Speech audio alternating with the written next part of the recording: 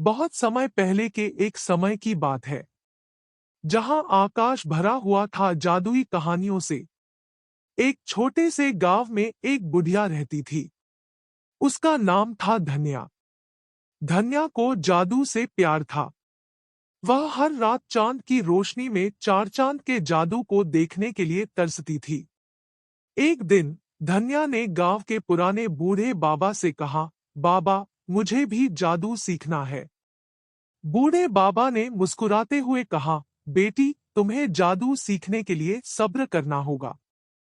धन्या ने उसके कथित शिक्षक के पास जादू सीखने के लिए प्रारंभ किया।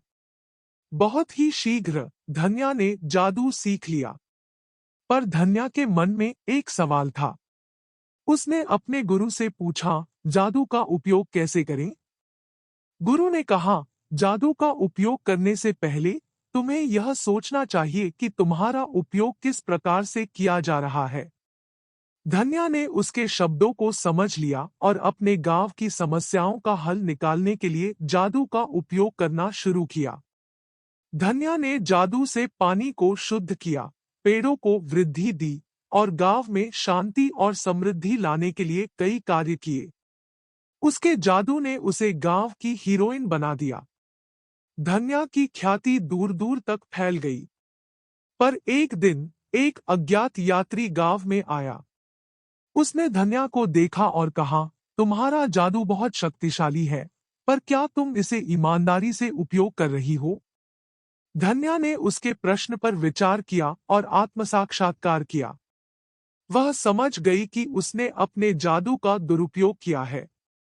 उसने अपना निर्णय किया कि वह अब से अपने जादू को सही तरीके से उपयोग करेगी। वह गांव के लोगों के दिलों में समानता, शांति और समृद्धि बिताने के लिए अपने जादू का उपयोग करने लगी।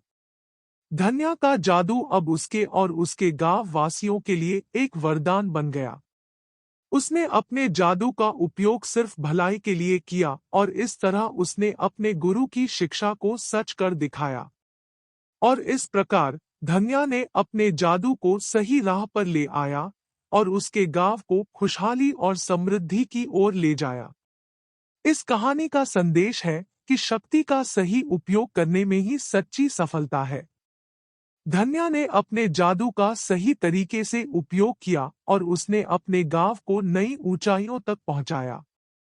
इसलिए हमें हमारी शक्तियों का सही और ईमानदार उपयोग करना चाहिए, ताकि हम सभी को खुशियों की राह पर ले जा सकें।